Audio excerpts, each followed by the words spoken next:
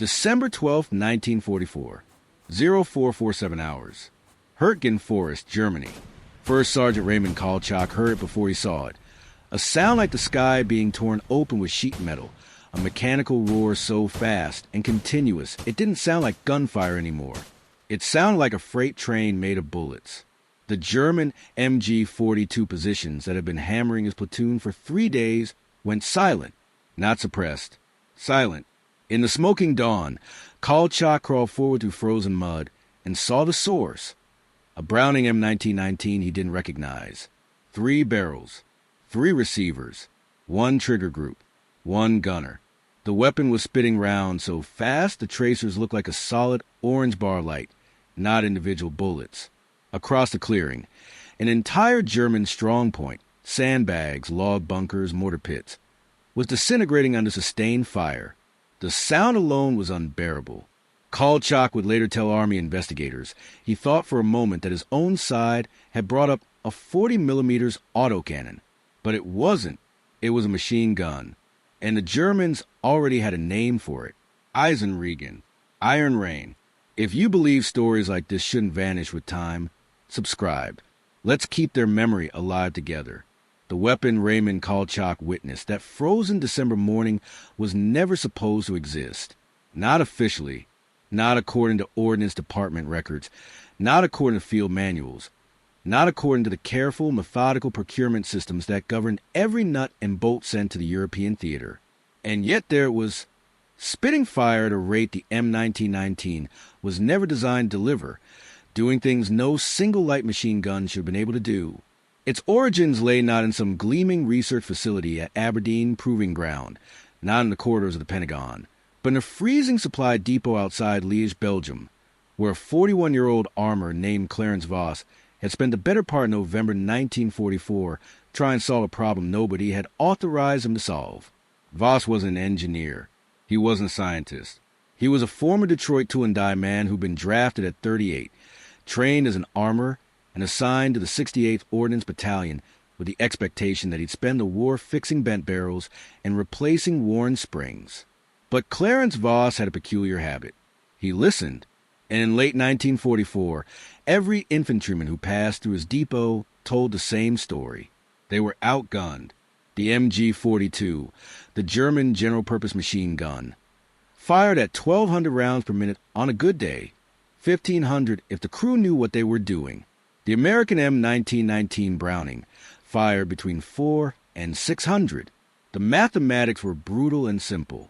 In a firefight, the side that put more bullets downrange in the first 10 seconds usually won. And the Germans were winning, over and over. American infantry squads would advance into prepared positions, lay down suppressive fire with their Brownings, and get chewed apart by MG42 crews, who could deliver twice the volume in half the time. The BAR, the Browning automatic rifle, helped, but it was a walking fire weapon, not a sustained fire platform. The .30 caliber M1919, tripod-mounted, was supposed to be the answer, but it wasn't fast enough. Voss knew this. Every mangled gun that came back from the line told the story. Overheated barrels, cracked receiver groups, attempts to boost fire rate by weakening recoil springs or filing down sear engagement points. Desperate field modifications that usually ended with a jam gun or a wounded gunner. The Ordnance Department's official solution was to issue more guns, bring more M1919s forward, overlap fields of fire, coordinate better, tactically sound, logistically sound. But it didn't solve the core problem. One MG42 was still worth 2 M1919s, and there were a lot of MG42s. Voss started sketching in a notebook in mid-November. Not formal blueprints, just ideas. The M1919 was a recoil-operated, belt-fed machine gun. It worked by harnessing the rearward force of the cartridge firing to cycle the action. The barrel and bolt recoiled together for a short distance. Then the bolt locked, extracted the spent case, and loaded a fresh round. The rate of fire was limited by the mass of the moving parts, the strength of the recoil spring, and the timing of the mechanical cycle. You couldn't just make it go faster. If you lightened the bolt, it wouldn't have enough mass to extract reliably. If you weakened the spring, the gun would batter itself apart. If you increase the powder charge, you blow the receiver.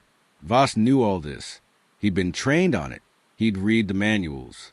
He'd rebuilt enough M1919s to know every tolerance, every clearance, every failure point. And so he asked a different question. What if you didn't make one gun faster? What if you made 3 guns fire as one? The idea wasn't entirely new. Multi-barrel weapons had existed for decades. The Gatling gun, the Nordenfeldt, revolving cannon systems. But those were mechanically rotated. One barrel fired while others cooled or loaded. Voss wasn't thinking about rotation. He was thinking about synchronized parallel fire. 3 M1919 receivers, 3 barrels, 3 bolts, 3 recoil springs, but 1 trigger linkage, 1 gunner, 1 sight picture. If you could synchronize the firing cycle so that the 3 guns fired in sequence, left, center, right, you'd triple the effective rate of fire without overloading any single receiver. The barrels would heat, yes, but not as fast as a single gun trying to do the same job. Each receiver would still be firing at its design rate, 450 rounds per minute, but the combined system would be delivering 1,350, faster than an MG42, faster than anything the Germans had. If it worked, Voss didn't ask permission. There was nobody to ask. His commanding officer, a captain named Dorn, was a logistics man who cared about requisition forms and convoy schedules, not experimental firearms. The nearest ordnance technical officer was 50 miles away in Luxembourg. Voss could have written a report, submitted a proposal, waited for review, but he'd been in the army long enough to know what would happen. It would be filed, reviewed, sent to committee, analyzed, tested under controlled conditions, maybe approved in 6 months, maybe a year, maybe never. And in the meantime, American boys were getting shredded in the Hürtgen, in the Ardennes, in every snow-choked forest and shell-pounded village from Belgium to the Rhine. So Voss did what tool and die men do. He built it. He started with 3 M1919A4 receivers pulled from the repair pool, guns that had been damaged, rebuilt, or deemed surplus. None of them were deadline critical. Nobody would miss them for a week or 2. He stripped them down to the frame, inspected every component, replaced anything worn or questionable. Then he fabricated a mounting yoke, a steel frame that held all 3 receivers in parallel, aligned precisely so that their barrels were spaced 8 inches apart, their sights level, their trigger groups accessible. The yoke was heavy, 70 pounds of welded steel, drilled and tapped to accept the receiver mounting pins. It looked like something you'd mount on a vehicle, not carry, but Voss wasn't designing for portability. He was designing for firepower. The trick was the trigger linkage. Each M1919 had its own trigger bar, a flat steel lever that released the sear and allowed the bolt to go forward. Voss needed to connect all 3 so they'd fire in rapid sequence, not simultaneously. Simultaneous fire would be pointless. You'd just get 3 guns firing at normal rate in unison. No gain. Sequential fire, staggered by milliseconds, would blend into one continuous stream. He used a camshaft mechanism, a rotating shaft with 3 lobes, each lobe positioned to trip 1 trigger bar in sequence as the shaft turned. The gunner's trigger pulled a lever that engaged a spring-loaded ratchet, spinning the cam. 1 pull, 3 shots.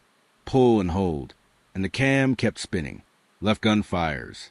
16 milliseconds later, center gun fires. 16 milliseconds later, right gun fires. Loop. The cyclic rate of the system became the sum of the 3. It took Voss 11 days to fabricate the parts. He worked after hours, alone in the depot workshop, using a lathe and mill that was supposed to be reserved for authorized repairs. He bent regulations, signed out material under vague justifications, and kept his mouth shut. On November 29th, he had a working prototype. It weighed 112 pounds, mount included. It looked absurd. 3 Brownings bolted side by side, like some kind of industrial fever dream. The ammunition feed was a nightmare.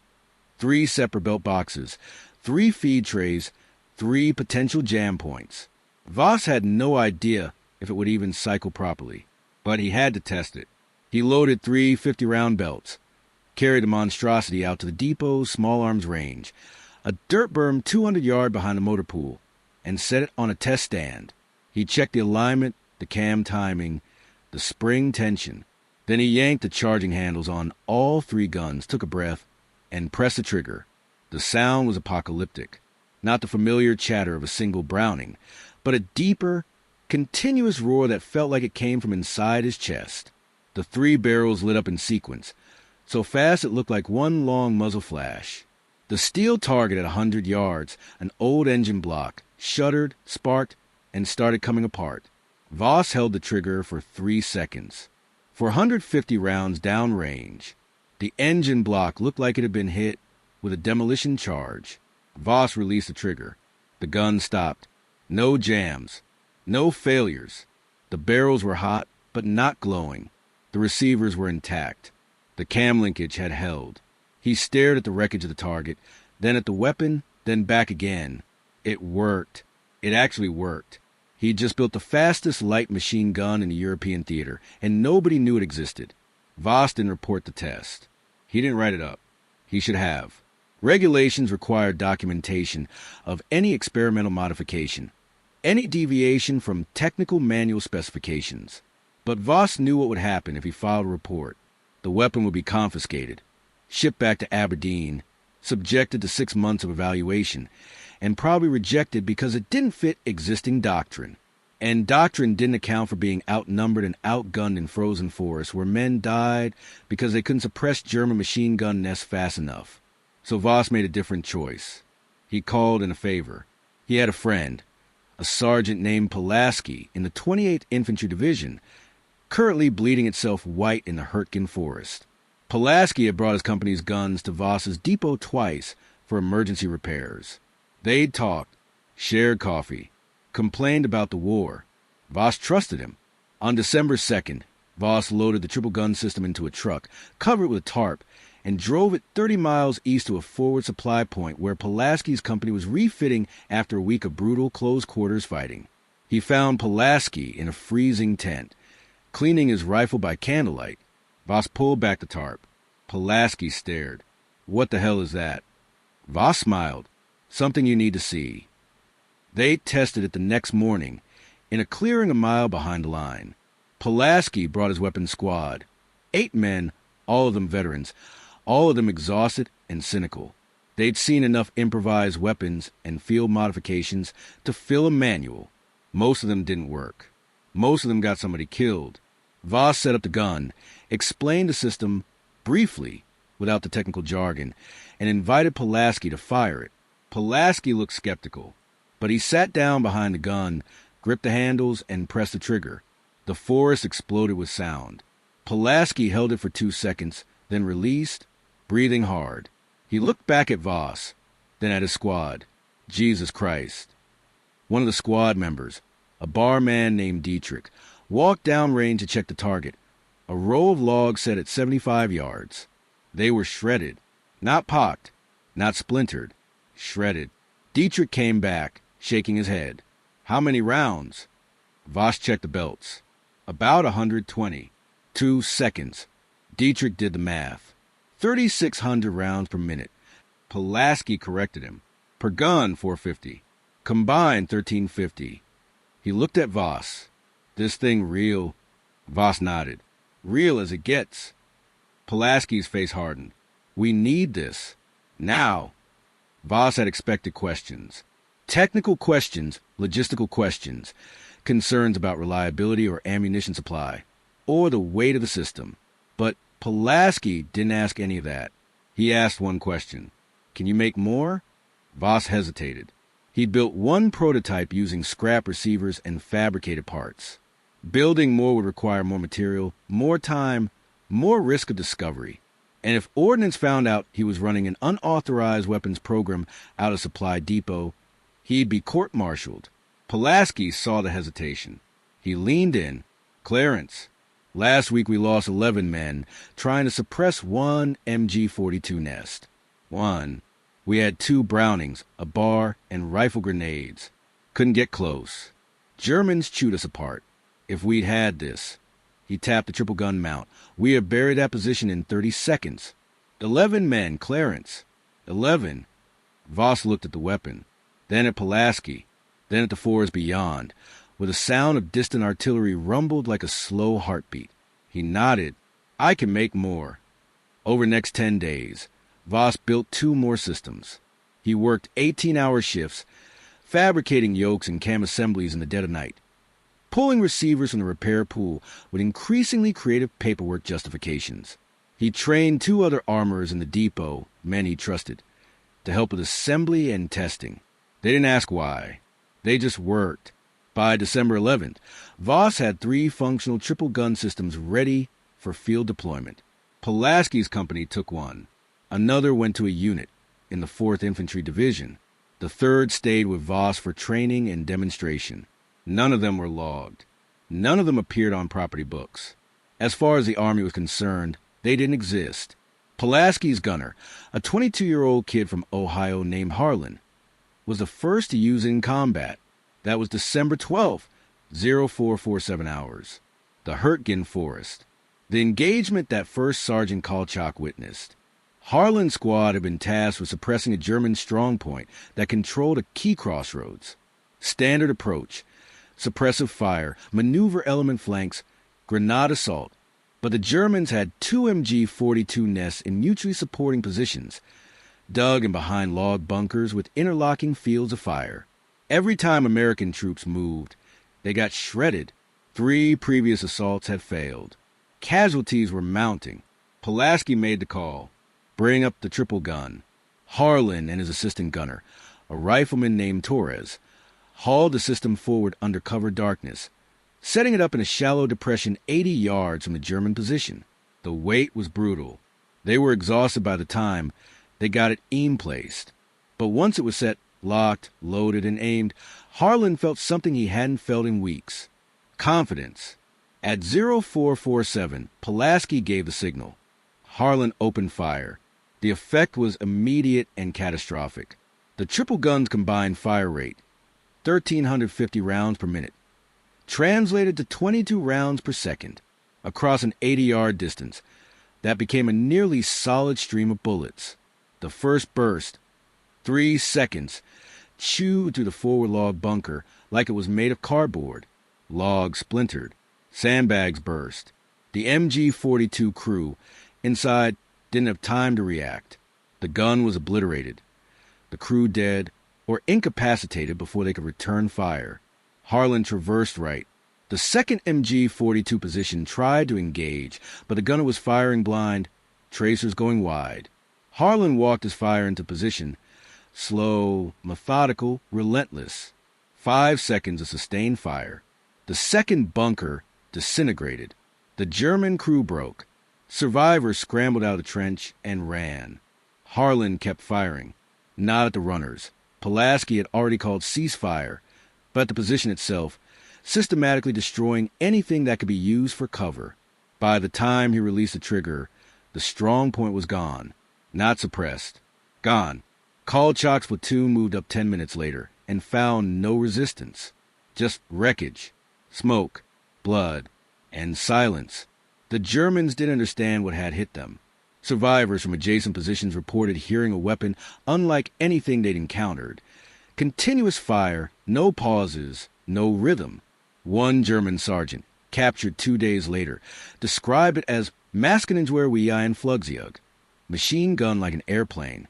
He thought the Americans had brought up an aircraft-mounted weapon. Another called it Eisenregen, Iron Rain. The name stuck. Within a week, every German unit in the sector had heard about it.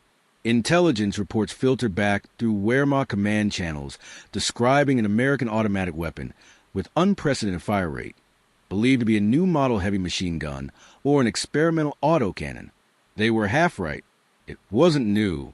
It was 3 old guns bolted together by a tool-and-die man with a welder and a bad attitude toward regulations. But to the men on the receiving end, it felt like the wrath of God. Pulaski's company used the triple gun in 4 more engagements over the next week. Every time, the results were the same. German positions that would have taken hours to reduce were destroyed in minutes. Casualties dropped. Morale soared. Harlan became something of a legend in the battalion. quiet kid from Akron who operated the gun that made Germans run. Other units started asking questions. Where'd you get that weapon? Can we get one? Who built it? Pulaski deflected. Voss stayed silent. But word was spreading. By late December, 3 more triple gun systems had been built. Unauthorized, unlogged, distributed through informal networks of armors and forward supply sergeants who knew how to keep their mouths shut. One ended up with a Ranger battalion preparing for the Roar River crossing.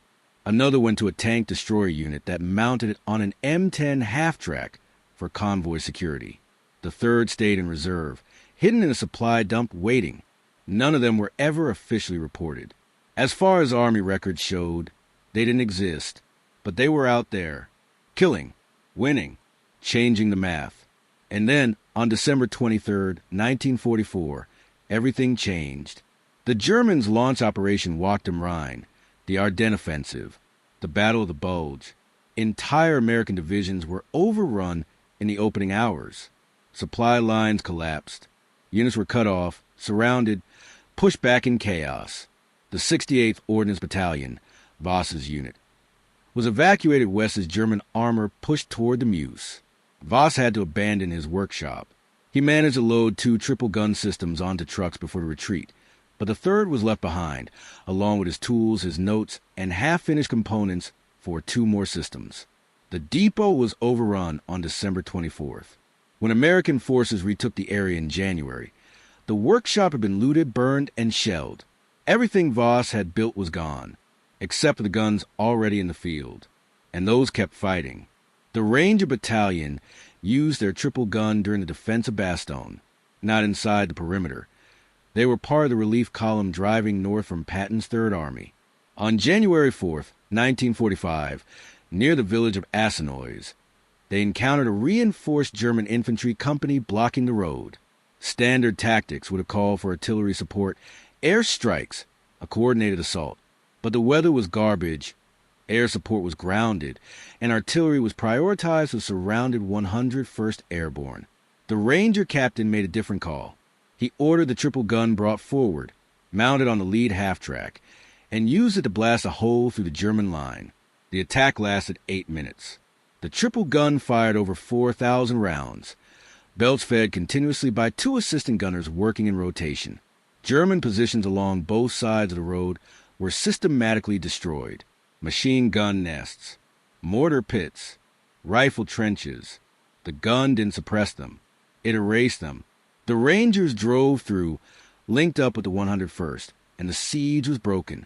After-action reports credited concentrated automatic weapons fire for the breakthrough. Nobody mentioned the triple gun. It still didn't officially exist. But the sound of it, that roaring, tearing, relentless sound, had been heard, recorded, remembered. German intelligence officers interviewing captured American soldiers asked about it specifically. The 3-barrel gun, the fast gun. What is it? Most Americans didn't know. Some had seen it. None knew who built it. The interrogators couldn't figure it out. American weapons doctrine did include multi-barrel light machine guns. There was no technical manual, no field circular, no official designation. And yet it was out there, showing up in engagements across the front, killing with mechanical efficiency. One German report, filed in late January 1945, described the weapon as a probable field modification of the Browning M1919, achieved through unauthorized improvisation by forward maintenance units. They were exactly right. They just couldn't believe the Americans would tolerate that level of field experimentation. The German military had rigid hierarchies, strict approval processes. Weapons development happened in factories, under controlled conditions, with engineering oversight. The idea that a lone armor in a supply depot could fabricate a weapon system that changed battlefield dynamics was inconceivable. And yet, by February 1945, the triple gun systems had been in combat for nearly 3 months. They'd proven devastatingly effective, but they were also breaking down. The M1919 was designed for sustained fire at 450 rounds per minute with regular barrel changes. The triple gun systems were firing continuously at 1,350 rounds per minute, 3 times the design load. Barrels were overheating despite the distributed fire. Receiver frames were cracking. Cam assemblies were wearing out. Feed mechanisms were jamming. And there were no spare parts. No technical manuals. No official supply chain. If a triple gun broke, it was dead weight. Voss tried to keep them running. He scrounged parts, fabricated replacements, traveled between units to conduct field repairs. But he was one man, operated without authorization, using tools and materials he wasn't supposed to have. It wasn't sustainable. And then the Army noticed. In early March, a weapons technical officer from 1st Army Ordnance, a colonel named Brecht, visited a forward repair depot and saw one of the triple gun systems being rebuilt. He didn't recognize it. He asked questions, got a vase of answers, pulled rank, demanded documentation. There wasn't any. Brecht impounded the weapon, traced it back through informal channels, and eventually landed on Voss. Voss was summoned to a meeting at Army headquarters in Namur. He expected a court-martial. He got something else. Brecht was furious, not because the weapon existed, but because it had been in the field for 3 months and nobody had told him. Do you have any idea what you've done? Brecht asked. Voss stayed silent. Brecht continued. You built a functional multi-barrel automatic weapon system using off-the-shelf components and no engineering support. You've deployed it in combat without testing, without approval, without even a goddamn technical manual. You violated about 15 different regulations, and if this thing had blown up in some kid's face, I'd have you in Leavenworth. Voss waited. Brecht leaned back. But it didn't blow up. It worked. And from what I'm hearing, it worked really damn well. So here's what's going to happen. You're going to sit down with my engineers and explain exactly how you built this thing. Every measurement, every tolerance, every piece of the design. We're going to test it properly.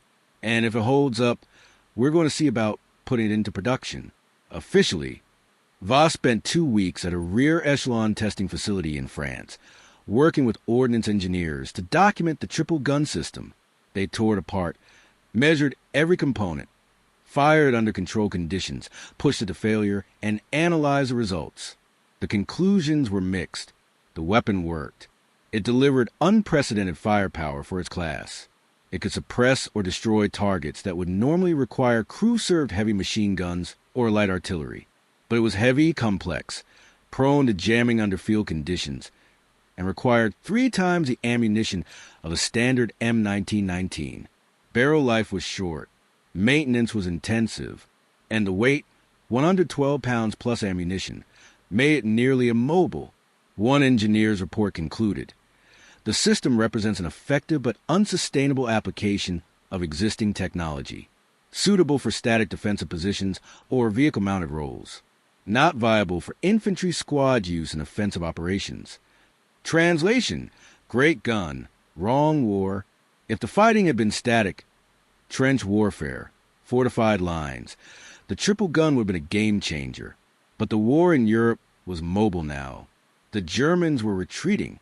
American forces were advancing. Infantry needed weapons they could carry, not weapons they could barely drag. The M1919 stayed. The triple gun didn't. In April 1945, the Ordnance Department issued a quiet directive. All triple gun systems were to be withdrawn from service, returned to depot-level maintenance facilities, and disassembled. The components, receivers, barrels, mounts, would be returned to standard configuration and reissued as normal M1919 machine guns. The modification was not to be replicated. No technical manual would be published. No official record would be kept. The weapon had never existed. Officially, Voss was reassigned to a depot in Reims, away from the front, away from combat units. He wasn't court-martialed. He wasn't reprimanded. He was quietly sidelined. The Army didn't want to punish him. His modification had saved lives. But they couldn't reward him either, because doing so would legitimize unauthorized field experimentation. So they buried it. By May 1945, when Germany surrendered, every triple gun system had been dismantled. The war in Europe was over. The gun that had terrified German soldiers, that had broken strong points and saved companies, that had earned the name Iron Rain, was gone. Except it wasn't. Not entirely. A few components survived. One of the mounting yokes ended up in a military museum in Belgium, mislabeled as a experimental heavy machine gun mount, origin unknown. A cam assembly was found in a surplus depot in the 1960s, rust-covered and unrecognizable. And the story survived. Veterans who'd seen the gun, fired it, fought alongside it, told the story for decades. Harlan, the gunner from Ohio, talked about it in interviews in the 1980s. It sounded like the whole damn sky was falling. I don't know who built it, but I know it saved my life.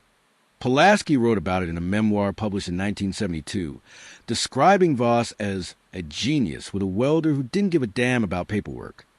Torres, the assistant gunner, kept a photograph, a blurry image of the triple gun set up in a forest clearing, 3 barrels gleaming in winter light. He showed it to his grandchildren. That's the gun that won the war, he'd say. They didn't believe him. There was no official record, no technical manual, no Army designation. As far as history was concerned, the weapon didn't exist, but the idea survived. In the years after the war, weapons designers revisited the concept of multi-barrel automatic weapons. The M61 Vulcan, a 6-barrel rotary cannon, was developed in the 1950s, using the same core principle Voss had stumbled onto, multiple barrels firing in sequence to increase rate of fire without overloading any single barrel. The Vulcan became standard armament for American fighter jets. Later came the minigun, the GAU-8 Avenger, the Phalanx CIWS. All of them descendants, in a sense, of Clarence Voss's midnight improvisation in a freezing Belgian depot. None of them credited him. None of them mentioned the triple gun. But the logic was the same. The physics were the same. Voss had proven the concept in combat, under the worst possible conditions, with tools and materials he wasn't supposed to have. And it had worked. Voss himself never spoke publicly about the weapon. He returned to Detroit after the war, went back to tool and die work, retired in 1968, and died in 1979 at the age of 76. His obituary in the Detroit Free Press mentioned his military service. U.S. Army, European Theater, 1943 to 1945, honorable discharge, but said nothing about what he'd built. His family didn't know. His co-workers didn't know. The Army didn't tell them. When his workshop tools were sold at a state auction, nobody recognized the faint pencil sketches still taped inside his toolbox, drawings of a triple receiver yoke, a cam assembly, a belt feed synchronization mechanism. The buyer, a hobbyist machinist, kept them as curiosities. He never knew what they represented. In 2003, a military historian researching unusual weapons modifications of World War II found a reference in a captured German intelligence report. American automatic weapon, multi-barrel configuration, high rate of fire, encounter Hürtgen sector December 1944. The historian tried to track it down. Found nothing in U.S. records. No documentation. No photographs. No official acknowledgement. He concluded it was either a misidentification, Germans mistaking multiple guns for one, or propaganda fabrication. He moved on. The weapon stayed buried. But the men who fought with it remembered. In 2007, a veterans group in Ohio organized a reunion for soldiers who'd served in the Hürtgen Forest. Harlan attended. So did Torres. So did 3 other men who'd been in Pulaski's company. They sat in a hotel conference room, old men now, talking about things that happened 60 years ago. Someone brought up the triple gun. Harlan's eyes lit up. You saw it too? Torres nodded. Damn thing saved our asses. Another veteran, a rifleman named Kessler, spoke up. I heard the Germans called it Iron Rain. Harlan laughed. Yeah, that's about right. Sounded like it too. They traded stories for an hour. The sound of it, the weight of it, the way German positions just disintegrated under fire. The way it felt to have that kind of firepower on your side for once, instead of theirs. None of them knew who'd built it. None of them knew it had been unauthorized. They assumed it was some official project, some secret prototype the Army had tested and discarded. When told the truth, that it had been built by one armorer, working alone without approval, they were silent for a long moment. Then Kessler said, Figures. Army never wants to admit. when some grunts smarter than the brass. They all nodded. That made sense. The truth is this. The triple gun system Clarence Voss built was never going to be mass-produced. It was too heavy, too complex, too hungry for ammunition. It didn't fit doctrine. It didn't fit logistics. It didn't fit the kind of war the Army wanted to fight. But for a few months, in the frozen hell of late 1944 and early 1945, it was exactly what was needed. A weapon that could match the MG42's fire rate.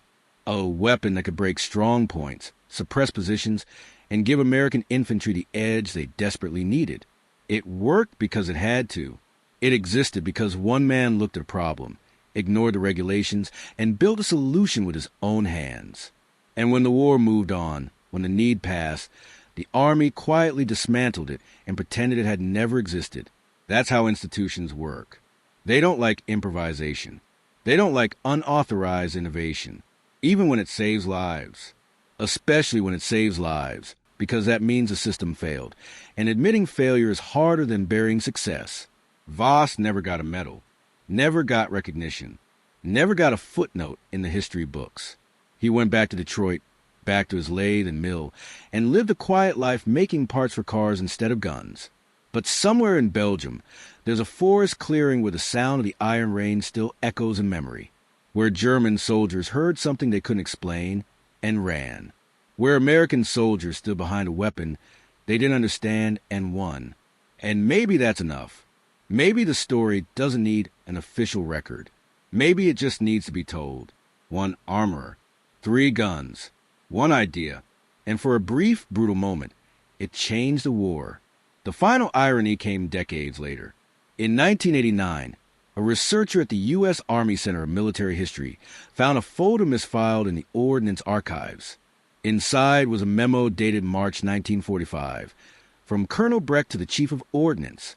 It read in part, "Recommend formal commendation for Technician 4th Grade Clarence Voss, 68th Ordnance Battalion, for initiative and technical innovation under combat conditions. Suggest consideration for adoption of multi-barrel automatic weapon concept for future development." The memo was stamped received but never acted upon. No commendation was issued. No follow-up occurred. The memo sat in a folder for 44 years, unread, forgotten. When the researcher brought it to the attention of the Army, they reviewed the case, concluded that since Voss had violated regulations, a posthumous commendation would be inappropriate. They refiled the memo. Case closed. Clarence Voss remained, officially, a nobody, a technician 4th grade, who fixed guns. The Army never acknowledged what he'd built, never admitted it had worked, never thanked him, but the Germans remembered. In the 1970s, a West German military historian compiling records of American weapons encountered during the war included a brief entry. Multi-barrel automatic weapon, American origin, encountered winter 1944-45. Extremely high rate of fire. Psychological effect significant. Designation unknown. Configuration unknown. Believed to be experimental system. Limited deployment. Referred by forward units as Eisenregen, Iron Rain. The entry cited 3 separate after-action reports from Wehrmacht units in the Ardennes and Hürtgen sectors. All of them described the same thing. A gun that didn't sound like a gun. A wall of fire. A weapon that made soldiers break and run, not because they were cowards, but because staying meant certain death. The historian tried to find American records. Found nothing. Concluded it was either a rare prototype or a field modification. He was right. He just never found out who made it. Clarence Voss died without fame, without recognition, but his work lived on in the memory of the men who survived because of it, and in the nightmares of the men who faced it. That's the legacy. Not a medal, not a manual, just the knowledge that when it mattered, one man refused to accept the way things were and built something better. If this story moved your heart even once, subscribe. It's the least tribute we can give to men like him,